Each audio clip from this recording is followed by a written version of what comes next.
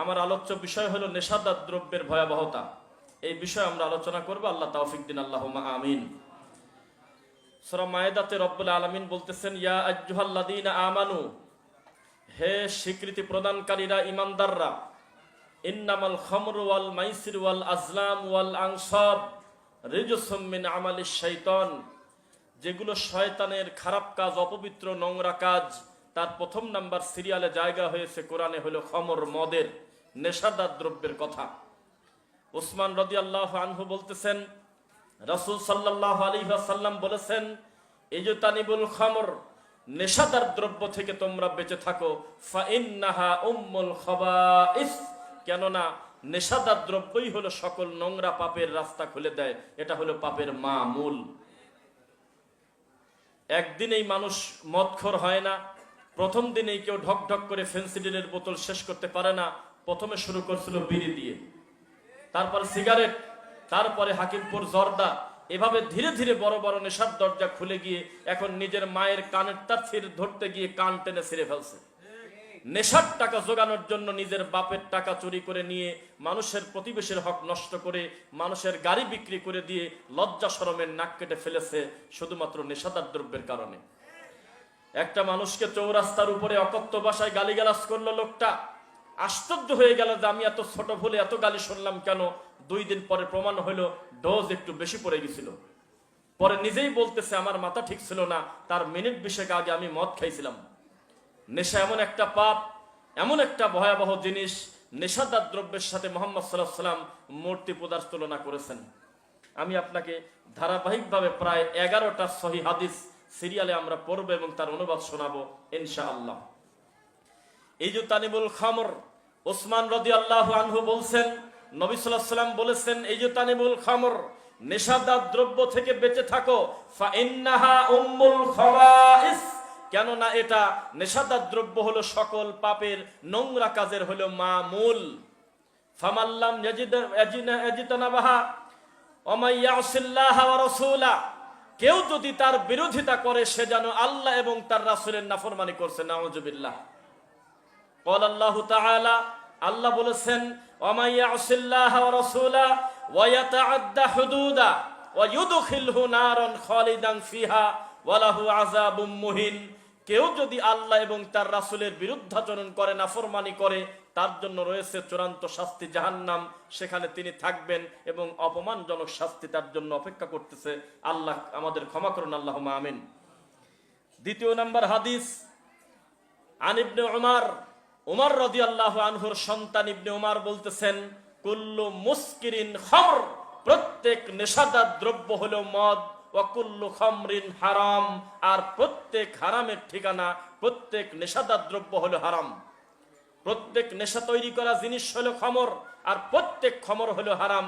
এ কথা বলে তিনি বলতেছেন, ওয়ামান শারিবাল খমর, তবে কেউ যদি খমর পান করে, নেশাদার দ্রব্য পান করে, ফিদ দুনিয়া, দুনিয়াতে, ও মাতা, মরে গেল, লাম ইয়াতুব, তওবা করে নাই, নেশাদার দ্রব্য খেতে খেতে মরে গেছে, ও মাতা, মরে গেছে, লাম ইয়াতুব, এখনো তওবা করে নাই, তার ব্যাপারে বলা হচ্ছে লাম ইয়াশরাবাহা ফিল আখিরা, এই লোকটা জান্নাতের এই সুস্বাদু মিষ্টি পানি খেতে পারবে না। কত ভয়ঙ্কর কথা! নেশাদার দ্রব্য পান করার পরে ছেড়ে দেওয়ার জন্য তওবা করতে হবে, যে আল্লাহ আমার ভুল হয়ে গেছে, আমি জীবনে আর নেশাদার দ্রব্য পান করব না। কথা বোঝা যাচ্ছে? যদি তা না করে, এই অবস্থায় যদি মরে যায়, লাম ইয়াতুব, তওবা ছাড়া, লাম ইয়াশরাবাহা ফিল আখিরা, আখিরাতে তার জন্য রয়েছে আল্লাহর পক্ষ থেকে সমিষ্ট পানি, সেটা সে পাবে না। আবার যেটা হাদিস আমরা বলবো, জাবির রাদিয়াল্লাহু আনহু তিনি বলতেছেন, রাসূল সাল্লাল্লাহু আলাইহি ওয়াসাল্লাম বলেছেন, ইন্না আলাল্লাহি আহদান, আমার আল্লাহ ওয়াদা করেছে। কত বড় কথা! আমার আল্লাহর ওয়াদা রয়েছে, আল্লাহ ওয়াদা করেছে এই বিষয়ে, লিমান শারিবাল মুসকির আন ইয়াসকিয়াহুল্লাহু ফি তিনাতিল খাবাল। আল্লাহ, ইন্না আলাল্লাহি আহদান, আল্লাহর ওয়াদা রয়েছে এই ব্যাপারে, যারা নেশাদার দ্রব্য পান করবে, আল্লাহ তাদের তিনাতে খবাল খেতে দেবে। ওমা তিনাতাল খবাল ইয়া রাসূলুল্লাহ, তিনাতে খবাল আবার কি আল্লাহর নবী? আমরা বুঝতে পারলাম না। নবী সাল্লাল্লাহু আলাইহি ওয়াসাল্লাম বললেন, আরাকু আহলিন নার আও উসারাতু আহলিন নার, জাহান্নামীদেরকে জাহান্নামে দেওয়ার পরে শাস্তির তীব্রতায় যখন তার শরীরের একেবারে হাড্ডি ক্যালসিয়াম গলে গলে রক্ত পুঁজ পড়ে পড়ে বের হবে ড্রেন দিয়ে, ওইটা তুলে তাকে খেতে দেওয়া হবে, এটা হলো গরম। বোঝা যাচ্ছে? এই সমস্ত হাদিস যখন আমরা অনুবাদ করি তখন কিন্তু আমাদের গালে জর্দা থাকে না। মৃত্যু পর্যন্ত জীবনে কোনোদিন কোনো নেশাদার দ্রব্য খাবো না ইনশাআল্লাহ। এরপরেও আমাদের ভয় লাগে তিনাতে খবালের আলোচনা যখন আসে, একটা মানুষ কি পরিমাণ নোংরা হলে, একটা মানুষের কি পরিমাণ শাস্তির তীব্রতা হলে, একটা মানুষ কত জঘন্য হলে আমার রব্বুল আলামিন তাকে তিনাতে খাবাল খেতে দেবে, যেটা জাহান্নামীদের শরীরের রক্ত পুঁজ গলা গরম তরল পদার্থ বলেন নাউযুবিল্লাহ। এরপরেও যারা হাকিমপুর জর্দা দিয়ে পান খাবে, এটা হুজুর হোক আর আলেম হোক, বিড়ি খাক আর গাঁজা খাক, আমরা দায়িত্ব নিয়ে বলবো সে শয়তানকে নিজের আমলে নিয়ে নিয়েছে। এখন যে হাদিসটা বলবো, হাদিসের রাবি হলো আবু হুরায়রা রাদিয়াল্লাহু আনহু। তিনি বলছেন, মুদমিনুল খামরি কাআবিদি ওয়াসান, নিয়মিত যারা নেশাদার দ্রব্য পান করে তারা হলো মূর্তি পূজারীর মতো, তারা গণেশ পূজারীর মতো। বোঝা যাচ্ছে? এই মাত্র একটা লোক মন্দিরে মূর্তির সামনে, দুর্গার সামনে, ভগবতীর সামনে, কালীর সামনে নাইলকের ফাটায় কিছু জিলাপি দিয়ে আসলো আর জোর করে মাটির পুতুলের গলার ভিতরে কিছু খাবার দেওয়ার চেষ্টা করলো। এ যেমন বোকা, এ যেমন পাপী, এ যেমন অন্যায়কারী। মুদমিনুল খামরি কাআবিদি ওয়াসান, যে ব্যক্তি নেশাদার দ্রব্য পান করবে নিয়মিত, তার দৃষ্টান্ত নবী বলেছেন, হাদিসের রাবি আবু হুরায়রা রাদিয়াল্লাহু আনহু, এই লোকটার দৃষ্টান্ত হলো একেবারে মূর্তি পূজারীর মতো। ভয়ঙ্কর কথা না বলেন? আচ্ছা, আমি দ্রুত বলার চেষ্টা করতেছি যাতে অনেকগুলো হাদিস আপনার সামনে পেশ করতে পারি ইনশাআল্লাহ। আচ্ছা, এখন যে হাদিসটা বলবো, হাদিসের রাবি হলো আবু দারদা। আন আবি দারদা রাদিয়াল্লাহু আনহু قال, আবু দারদা রাদিয়াল্লাহু আনহু তিনি বলেছেন, ক্বালা রাসূলুল্লাহি সাল্লাল্লাহু আলাইহি ওয়াসাল্লাম, রাসূল সাল্লাল্লাহু আলাইহি ওয়াসাল্লাম বলেছেন, লা ইয়াদখুলুল জান্নাতা মুদমিনুল খামর, জান্নাতে প্রবেশ করবে না নিয়মিত নেশাদার দ্রব্য পানকারী। এটা কি ছোট ধমক না বড় ধমক বলেন? মানে ওর শাস্তি শুরুই হচ্ছে জাহান্নামের বর্ণনা দিয়ে, পরিস্থিতি বড় জটিল। আচ্ছা, এখন যে হাদিসটা বলবো সবাই খেয়াল করবেন। আন আব্দুল্লাহ ইবনে আমর আনিন নবী সাল্লাল্লাহু আলাইহি ওয়াসাল্লাম, রাসূল সাল্লাল্লাহু আলাইহি ওয়াসাল্লাম বলেছেন, লা ইয়াদখুলুল জান্নাতা, তারা জান্নাতে প্রবেশ করবে না। এই কথা বলে নবী চার শ্রেণীর মানুষের কথা বলেছেন। কয় শ্রেণী? চার শ্রেণীর মানুষের কথা বলেছেন। এখানে শুধু নেশাদার দ্রব্যের কথা বলে নাই, তবে প্রথম জায়গা হয়েছে আকুন, যারা তাদের পিতামাতার অবাধ্য সন্তান। বোঝা যাচ্ছে? যারা পিতামাতার অবাধ্য সন্তান তাদের ব্যাপারে নবী বলেছেন, লা ইয়াদখুলুল জান্নাতা আকুন, তারা হলো আকুন মানে তারা অবাধ্য তাদের পিতামাতার ব্যাপারে। দুই নাম্বার নবী বলেছেন, ওয়ালা কম্মারুন, যারা জুয়া অথবা লটারির সাথে যুক্ত। কি বলছে বলেন?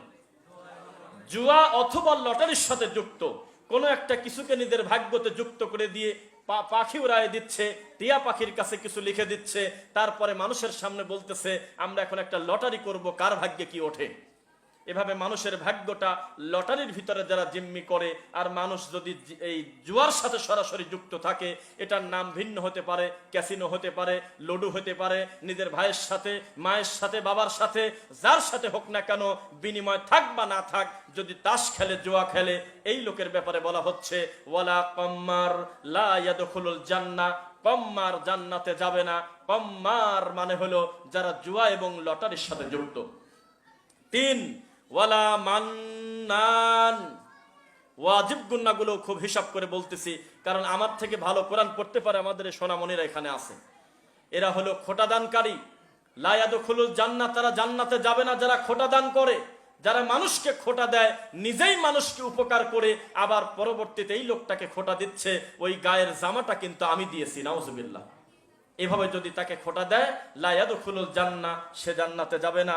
এরপরে রয়েছে হলো আপনার কথা, ওয়ালা মুদমিনুল খামর লা ইয়াদখুলুল জান্নাহ, নেশাদার দ্রব্য পানকারী জান্নাতে যাবে না। এই কথা নবী বলেছেন, হাদিসের রাবি আবু দারদা। ভয়ঙ্কর কথা না বলেন তো? এই যে সিরিয়ালে যে আমি হাদিসগুলো বললাম, একেবারে আরবিতে পড়ে তারপরে অনুবাদ করলাম 5টা হাদিস, সামনে আমরা আরো কয়েকটা পড়বো ইনশাআল্লাহ।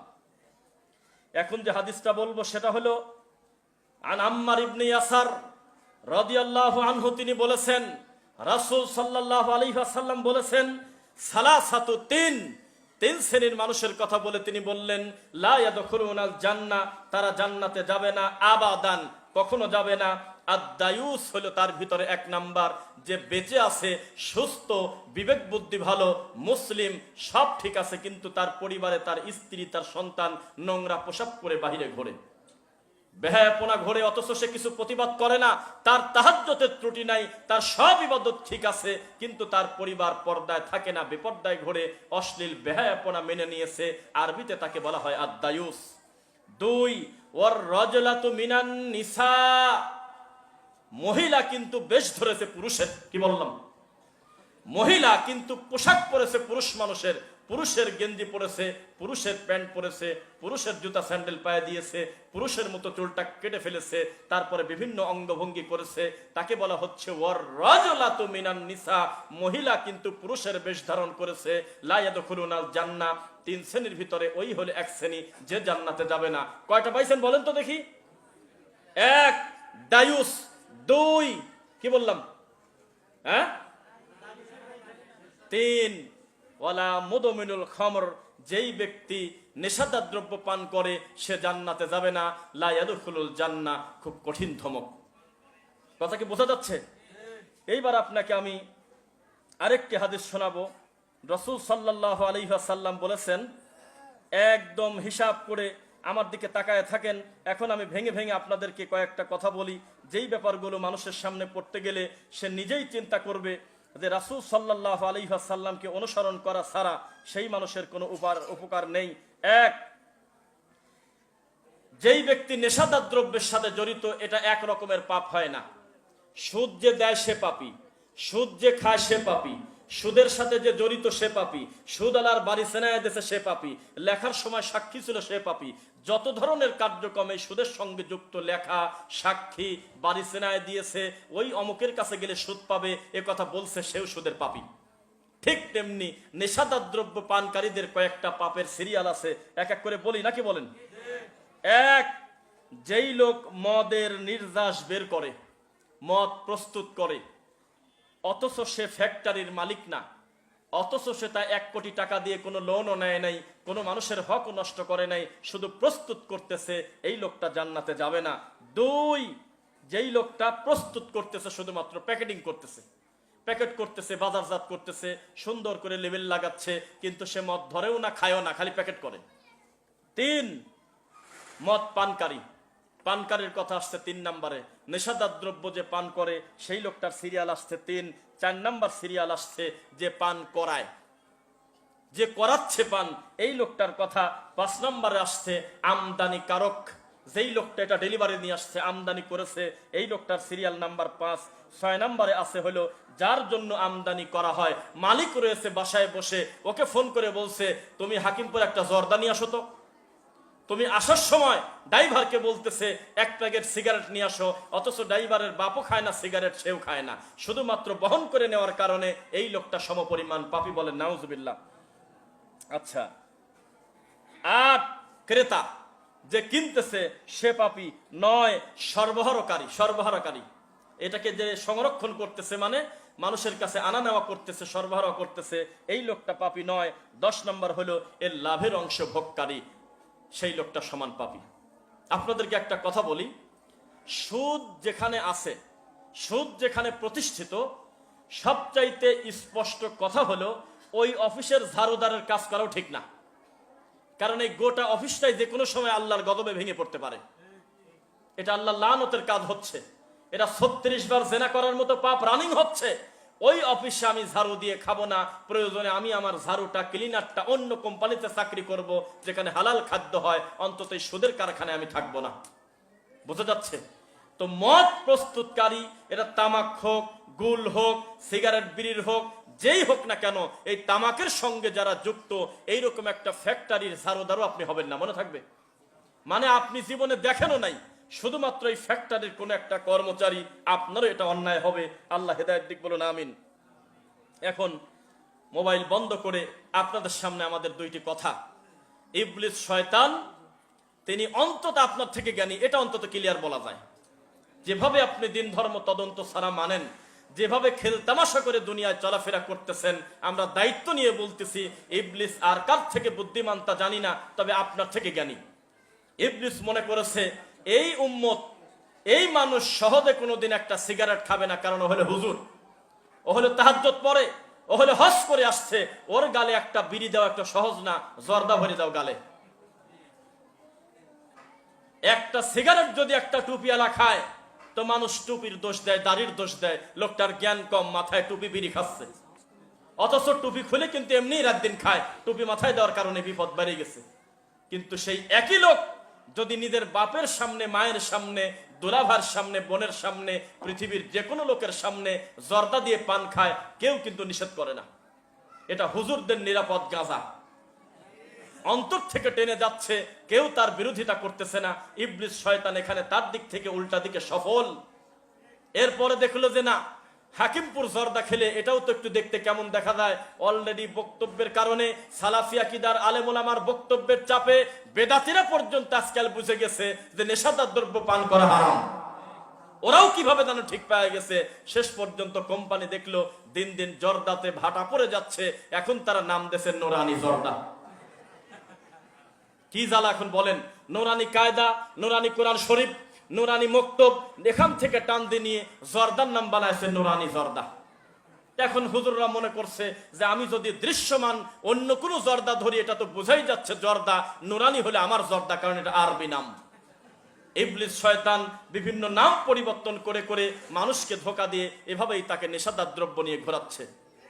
আজকাল নেশাদার দ্রব্য বলতে শুধুমাত্র এই খাওয়ার আর পান করার জিনিস নয়, মোবাইল একটা বড় ধরনের নেশা, এটা থেকেও আমাদের বেঁচে থাকতে হবে। নেশাদার দ্রব্য এমন একটা পর্যায়ে গিয়েছে, ছেলের বয়স 18, এখনো পর্যন্ত যদি বিড়ি সিগারেট না খায়, তার বাকি বন্ধুদের কাছে সে টলের শিকার হয়। কয় কি তুই কি মহিলা নাকি, তুই একটা সিগারেট খাস না, বিড়ি খাস না, কিভাবে চলবি? পরিস্থিতি দিন দিন কোথায় যাচ্ছে আপনাকে আমি বলি, ওই যে বিশ্ববিদ্যালয়ে যারা পড়াশোনা করে তারা খুব ইন্টেলিজেন্ট হয় না? বিশাল করে লেখা জাতীয় বিশ্ববিদ্যালয়, ইউনিভার্সিটি, বিশাল বিশাল ব্যানার দিয়ে লেখা, সেখানে ঢুকবে মানুষ শিক্ষার জন্য, বের হবে সেবার জন্য। কিন্তু যেই ঝাড়ুদার, ক্লিনার ওই বড় বড় বিশ্ববিদ্যালয় ড্রেন পরিষ্কার করে, সেখানে খালি সিগারেট, গাঁজা, মদের বোতল আর কন্ডম পায়। হাসির খোরাক না? এগুলো থাকবে কেন? এই ছেলের বয়স 20 বছর, ওর বিয়ে হয় নাই, ওই মেয়ের বয়স 16 বছর, ওই মেয়ের বিয়ে হয় নাই, তাহলে এত কন্ডম বিশ্ববিদ্যালয়ে ঢুকলো কিভাবে? বিষয়টা কি? ওটার যে ঝাড়ুদার সে জানে কত হাজার, কত শত বোতল রাত্রিবেলা গোপনে মদের বোতল সরায় ফাঁকে ফেলতে হয়, আর বলা হয়েছে প্রকাশ্যে সামনে এনো না। কিন্তু মিডিয়ার কল্যাণে আমরা সেগুলো এখন দেখতে পারি কিনা বলেন? এগুলো কারা খাচ্ছে? বিষয়টা কি? শিক্ষক দেখতেছি ঢুলে ঢুলে পড়তেছে, ছাত্র তাকে কাঁধে হাত দিয়ে স্কুলে নিয়ে যাচ্ছে, আর ইউটিউবে ভিডিও দেখতেছি শিক্ষক গাঁজা খেয়ে আসছে মদ খেয়ে ক্লাস করাতে। এই ছাত্র কার কাছে শিখবে, কিভাবে বুঝবে? আল্লাহর ভয় ছাড়া পাপ থেকে মুক্ত হওয়া যাবে না। যতক্ষণ না পর্যন্ত আল্লাহকে ভয় না করবে, ততক্ষণ পর্যন্ত বিজয় আসবে না। আল্লাহর নবীকে পর্যন্ত আল্লাহ বলেছেন, ওয়ালাকাদ নাসরাকুমুল্লাহু বিবদরি ওয়া আনতুম আদিল্লাহ। হে নবী, আপনি বদরের দিকে তাকান, বদরে যেভাবে আমি আপনাকে সহযোগিতা করেছি, ওই আল্লাহ আমি একই রকম আছি, আমি আপনাকে সহযোগিতা করব। সংখ্যা দিয়ে কিছু আসা যায় না, আল্লাহর কাছে পরিমাণ নয়, তাকওয়াটা বেশি জরুরি। ফাত্তাকুল্লাহ, হে নবী আপনি আল্লাহকে ভয় করেন, বাকি হিসাব আমি আল্লাহ দেখে নেব। আমি হলো রহমান, আমি হলো জাব্বার, আমি হলো মুতাকাব্বির, আমি এর ফয়সালা করব। আপনার কাজ হলো আমাকে ভয় করা। লাঠি পিটা করে, ধমক দিয়ে, ব্যানার নিয়ে মিছিল করে রাস্তায় কোনোদিন নেশাদার দ্রব্য বন্ধ করা যাবে না। নেশাদার দ্রব্য বন্ধ করতে হলে ছোটবেলা থেকেই তাকে আল্লাহর তাওহীদের ভয় দেখাতে হবে, শিক্ষা। ছোটবেলা থেকে আল্লাহর কথা বলতে হবে, ছোটবেলা থেকেই তাকে জাহান্নামের আগুনের ভয় দেখাতে হবে, জান্নাতের আশা জোগাতে হবে। তখন আশা করা যায় এই বাচ্চার ফাউন্ডেশন সুন্দর হবে, তখন সে নেশাদার দ্রব্য থেকে বাঁচতে পারবে ইনশাআল্লাহ। আরো 8 মিনিট আছে, বলতে থাকি, কি বলেন? এই জন্য আচ্ছা সবাই একটু শক্ত হয়ে গেছেন, একটু মানে নরম কথা বলি। আমাদের এই মাঠে মোট কত লোক হতে পারে এখন আমার সামনে একটা ধারণা? 200-400 লোক। যদি দেখতে চান তো পুষ্পা হুজুরের আপডেট ডেলিভারি হচ্ছে খুব কাছেই। আরে মনে হয় এখান থেকে কত কিলো হবে আল্লাহ জানে। কয় কিলো? 2 কিলো না 5 কিলো? আচ্ছা এভারেজ 3-4 কিলো হবে আর কি। এখান থেকে যা দেখেন অবস্থা কি, মাগরিবের পরে আর লোক ঢোকা যাচ্ছে না মূল প্যান্ডেলে।